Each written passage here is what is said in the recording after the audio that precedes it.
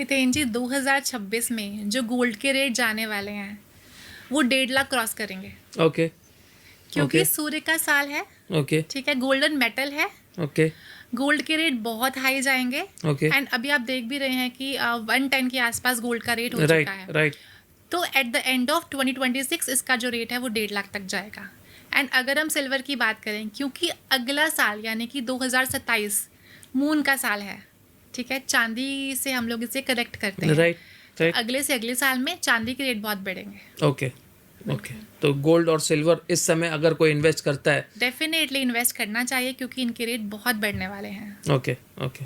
जब से ओटीटी की शुरुआत हुई है हमने देखा कि बॉलीवुड फिल्म्स एक डिटोरिएट हो रही है। 2026 क्या ये डिटोरिएशन कंटिन्यू होगा बॉलीवुड के लिए?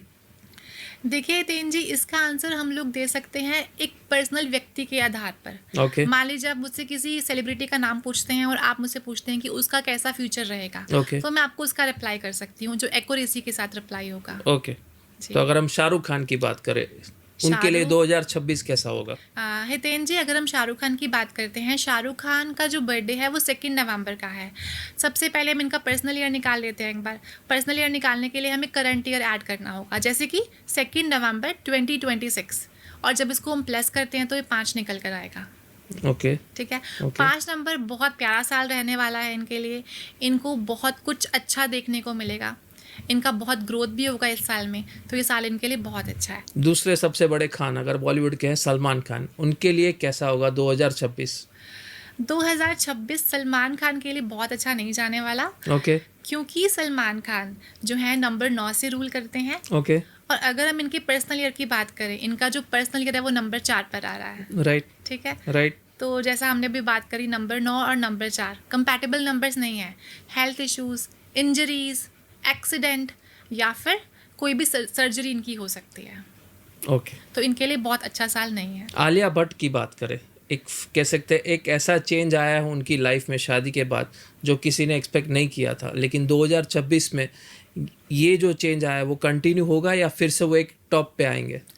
देखिए आलिया भट्ट के लिए जो कमिंग ईयर है बहुत अच्छा जाने वाला है, क्योंकि इनका पर्सनल ईयर 1 पर आएगा। ओके इनका Okay. खुद का जो हम लोग पर्सनल ईयर कैलकुलेट करते हैं वो 1 पर आ रहा है। राइट एंड ये हॉलीवुड में भी जा सकती हैं। ओके बहुत प्यारा साल होने वाला है इनके लिए। परफेक्ट।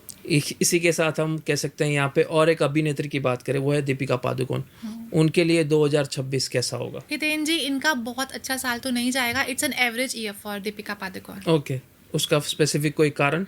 उसका कारण ये है कि इनका पर्सनल ईयर नंबर 7 पर आ रहा है। ओके नंबर 7 कहीं ना कहीं डिसअपॉइंटमेंट्स का नंबर है। ओके या ओके तो उनके लिए साल बहुत बेहतर तो नहीं रहने वाला। परफेक्ट। अगर हम पॉलिटिक्स की बात करें, अब हमने बॉलीवुड की बात करी, हम पॉलिटिक्स पे आए। इस पॉडकास्ट की शुरुआत में आपने अरविंद केजरीवाल की बात की। अरविंद केजरीवाल फिर से वो टॉप पे कभी आएंगे? देखिए डेफिनेटली आ सकते हैं अरविंद केजरीवाल, लेकिन अगर वो अपने नाम के स्पेलिंग चेंज कर लें। ओके क्योंकि जैसा आपको मैंने बोला कि नंबर 4 पर इनका नाम आता है। नंबर 4 डाउनफॉल लेकर आता है, एक्सपेंड भी होता है लेकिन सडन डाउनफॉल भी लेकर आता है। Okay. तो अगर वो अपने नाम के स्पेलिंग चेंज कर लेते हैं, नंबर 5 पर ले आते हैं, तो डेफिनेटली वो फिर से ग्रो करेंगे। रिसेंटली हमने काफ़ी सारे रील्स में देखा था, काफ़ी सारे न्यूमरोलॉजिस्ट, एस्ट्रोलॉजिस्ट ने ये प्रेडिक्ट किया है कि 2030 तक कभी ना कभी सिर्फ 8 से 10 महीने के लिए राहुल गांधी पहली बार कह सकते हैं पीएम बनेंगे। आपके हिसाब से ये प्रेडिक्शन सही है, गलत है, क्या है? देखिए राहुल गांधी का न्यूमरोलॉजी में हम लोग जो प्रिडिक्शंस करते हैं वो पर्सनल ईयर के बेस पर करते हैं। Okay right. तो राहुल गांधी का जो मूलांक और भाग्यांक का कॉम्बिनेशन है वो है 1 और 6 का। ओके एंड अगर हम बात करें 2026 की, इनका पर्सनल ईयर 8 आ रहा है, ओके तो 1 और 8 is a very bad combination. Right तो अभी coming year is not good for Rahul Gandhi. Okay okay. लेकिन ये प्रेडिक्शन सही होगा 2030 तक कभी ना कभी? बीच में हो सकता है पर 2026 के लिए बिल्कुल भी नहीं। 2026 के लिए नहीं है। परफेक्ट। अब तक हमने पॉलिटिक्स की बात की, हमने बॉलीवुड की बात की, अब हम आते हैं सबसे बड़ा क्रेज़ इंडिया का, वो है क्रिकेट। तो क्रिकेट में 2026 में कहते हैं रोहित शर्मा का कमबैक होगा, ये सही है या गलत? Hiten ji, chances are very less. Okay okay. जी 2026 में आपको कमबैक नहीं दिख रहा है बहुत उनका? चांसेस कम है इनके। ओके। जी। और अगर विराट कोहली की बात करें तो आईपीएल के दौरान तो दोनों खेलेंगे, लेकिन आईपीएल के अलावा इंटरनेशनल क्रिकेट में ये दोनों का कमबैक हो सकता है? देखिए दोनों का ही पर्सनल ईयर नंबर 8 आ रहा है। अगर मैंने विराट कोहली की बात करूं या फिर रोहित शर्मा की बात करूं, नंबर 8 सैटर्न का है और सैटर्न बोलता है कि आपको हार्ड वर्क करना है। ओके सैटर्न हार्ड वर्क के बिना आपको रिजल्ट नहीं देंगे। ओके तो डेफिनेटली अगर ये बहुत मेहनत करते हैं, बहुत स्ट्रगल करते हैं, बहुत अपना हार्ड एंड कोर एफर्ट करते हैं, तो 100% इनका कमबैक होगा। शुभमन गिल की बात करें तो कहा जाता है ये नेक्स्ट विराट कोहली है इंडियन क्रिकेट के। 2026 उनके लिए कैसा होगा? हितेन जी, शुभमन गिल का जो मूलांक है वो 8 है और भाग्यांक 9 है। बड़ा ही अच्छा कॉम्बिनेशन नहीं है ये, लेकिन जहाँ पर हम न्यूमरोलॉजी में बोलते हैं कि कंपैटिबिलिटी ऑफ नंबर और आपका जो प्रोफेशन है वो आपके नंबर्स के साथ होना चाहिए, तो कहीं ना कहीं ये अपने नंबर्स के साथ अलाइंड है। ठीक है। नंबर 9 क्या बोलता है? एनर्जी। कोई भी ऐसा काम जहाँ पर आपकी एनर्जी पूरी यूटिलाइज हो रही है, जहाँ पर आप मेहनत कर रहे हैं, जहाँ पर आपका पसीना बह रहा है। नंबर 8 भी आपको यही बोलता है कि आप मेहनत करिए, आप जिम जाइए, आप वर्कआउट करिए। आप जितना वर्कआउट करेंगे आपकी लाइफ में उतना सक्सेस होगा। तो आप देखिए कहीं ना कहीं शुभमन गिल के जो नंबर्स हैं वो वर्कआउट से जुड़े हुए हैं। ठीक है, फिजिकल एक्टिविटी से जुड़े हुए हैं। तो डेफिनेटली अगर ये मेहनत करते रहते हैं, इनका फिजिकल वर्कआउट होता रहता है, तो ये नेक्स्ट विराट कोहली बन सकते हैं। Perfect perfect. अगर 2026 की बात करें, आपने कहा एक शुरू कह सकते हैं यहाँ पे 2025 9 नंबर था, इसके लिए अंत हुआ है। यहाँ पे 2026 1 नंबर है, तो आपके हिसाब से शुरुआत हो रही है।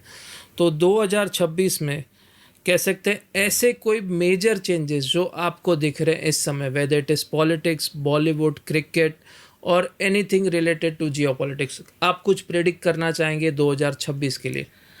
देखिए तेन जी, 2026 सूर्य का साल है। अभी जैसा हमने बोला, नई शुरुआत, न्यू बिगनिंग।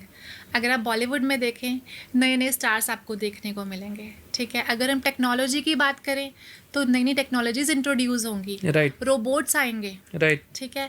आपको क्रिकेट की अगर हम बात करते हैं तो नए नए न्यू कमर्स आएंगे। राइट तो हर जगह से न्यू बिगनिंग होगी, न्यू स्टार्ट होगा, जो कि बहुत अच्छे के लिए होगा। परफेक्ट। तो ओवरऑल अगर हम बात करें हमारे इंडिया के लिए, हमारी कंट्री के लिए, हमारी जनरेशन के लिए, हमारे न्यू कमर्स के लिए, टेक्नोलॉजी के लिए, ये साल बहुत बेहतर जाने वाला है।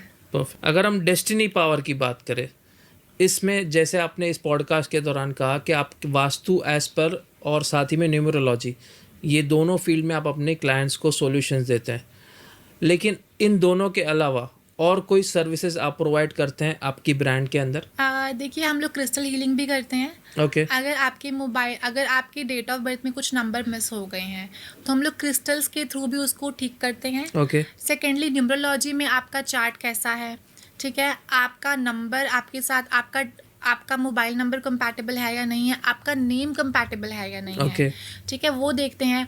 और अगर सब कुछ कंपैटिबल है, सब कुछ बहुत ही बेहतर है, उसके बावजूद भी सक्सेस नहीं है, तो उस केस में हम लोग वास्तु कवर करते हैं। ओके कि कहीं आपके घर पे तो कोई प्रॉब्लम नहीं है। ओके ठीक है। मान लीजिए आप नंबर 5 से रूल होते हैं, जो कि बहुत ही पावरफुल नंबर है। आप Right. जानते हैं कि मर्क्यूरी का नंबर है, राइट लेकिन फिर भी आप अनसक्सेसफुल हैं। राइट ठीक है। उस केस में हम लोग आपके घर का नॉट चेक करते हैं ओके कि वहाँ कोई डिफेक्ट तो नहीं है, कोई Right. मेजर डिफेक्ट तो नहीं है। Right right. तो इट्स एन होलिस्टिक अप्रोच जहाँ पर हम लोग हर चीज़ कवर करते हैं।